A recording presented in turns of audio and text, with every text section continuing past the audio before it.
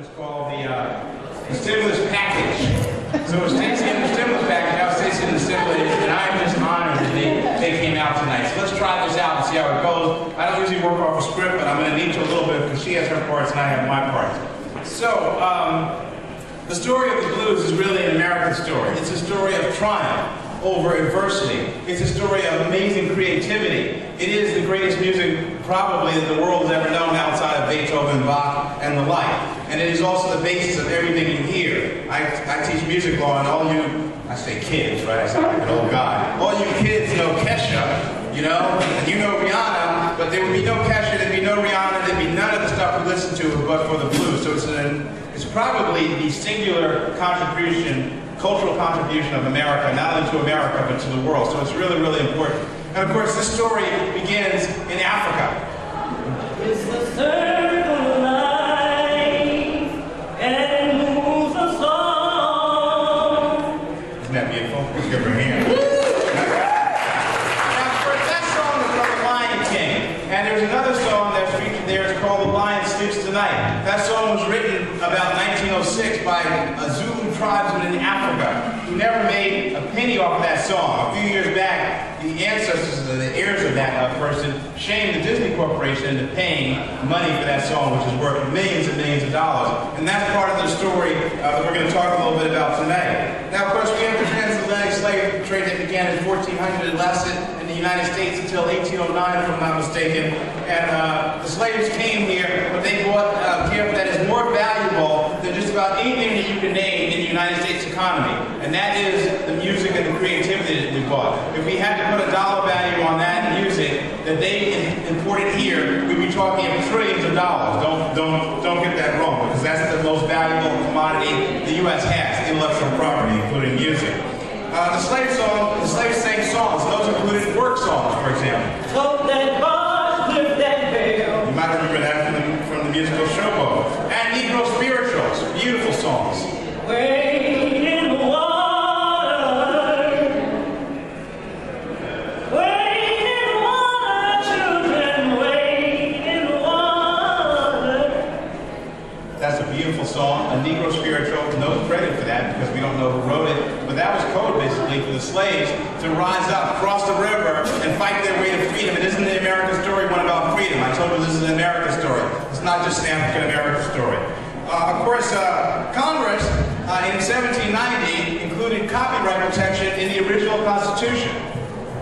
Article 1, Section 8. That's right, Stacey. Article 1, Section 8. But at that time, African Americans could not own property because they were property. But yet they were creating these creative works which ended up being incredibly valuable. Before the blues, we had composers such as Scott Joplin. I don't know if the band I know is Scott Joplin, or give me a grip on that. No. There you go. Scott Joplin. Scott Joplin, the genius behind ragtime, America's most popular music. There you go.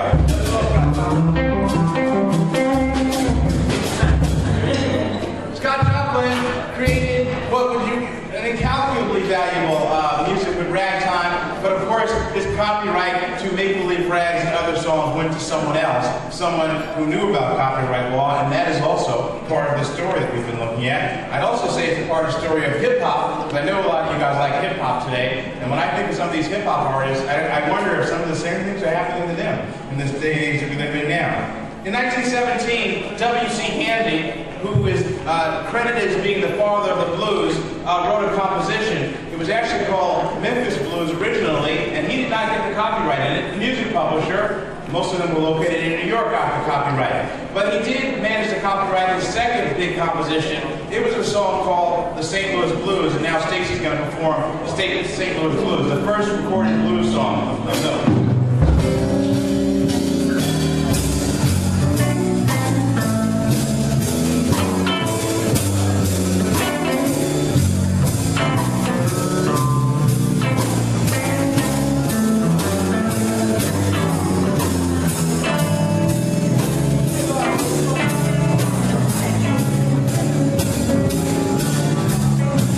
I ain't seen the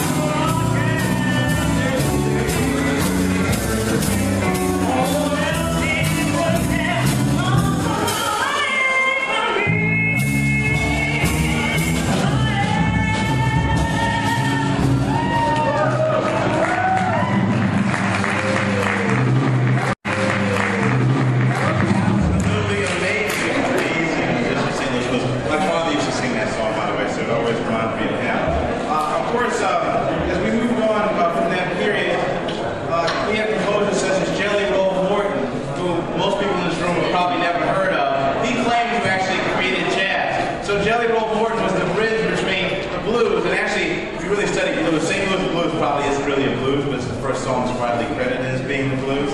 And Jelly Roll Morton influenced everybody that you know in rock and roll. So if you know Jerry Lee Lewis, for example, the song Goodness Gracious, Great Balls of Fire, that's nothing but pure Jelly Roll Morton. Unfortunately, Mr. Morton, like Mr. Joplin, died in abject poverty, and I think he was working as a janitor or something. This is like Beethoven, basically never being compensated for what he did, his work being taken, and him dying as a janitor. And that part of the story is quite sad. In the 1920s, African Americans began the exodus from the South, where they were subject to lynchings and other unequal treatment, and they came to the North. A lot of them came right up to Harlem, right, Stacy? I want to be a part of it, New York, New York. And of course, that's how my family ended up in New York, and that's how I ended up being born in New York. But of course, the heart of the blues remained in the Delta. We had people in New York such as Fats Waller, particularly Robert P. Johnson, those great stride pianists who took the blues to another level and started creating a music called jazz. Of course, I'd be remiss if I didn't mention Robert Johnson. He's probably one of the most famous bluesmen. Only recently did his heirs, they finally found an heir, because Robert Johnson got killed because he liked other men's wives. He was one of those guys, and ultimately they caught up with him. And a guy caught him coming out of the bedroom, legend has it, and that was even Mr. Johnson. He's a blues genius. You've never heard of him, you've got to listen to him. But he basically, before he left the stage, he kind of set the stage for something that most people don't know about. And that is that African American women launched the modern recording industry as we know. Because now we're getting into the period of sound recordings. And during that period, the year was 1920, there was a woman named Mamie Smith, and she had a band called the Jazz Hounds. They did a song called Crazy Blues, which sold 68,000 copies like in a couple of months. A phenomenal amount during that time. And record companies took notice. And these blues women were headed by Mamie Smith, and of course another great singer, and I think we have something for her, the great Bessie Smith, greatest blues singer who ever lived, and he said.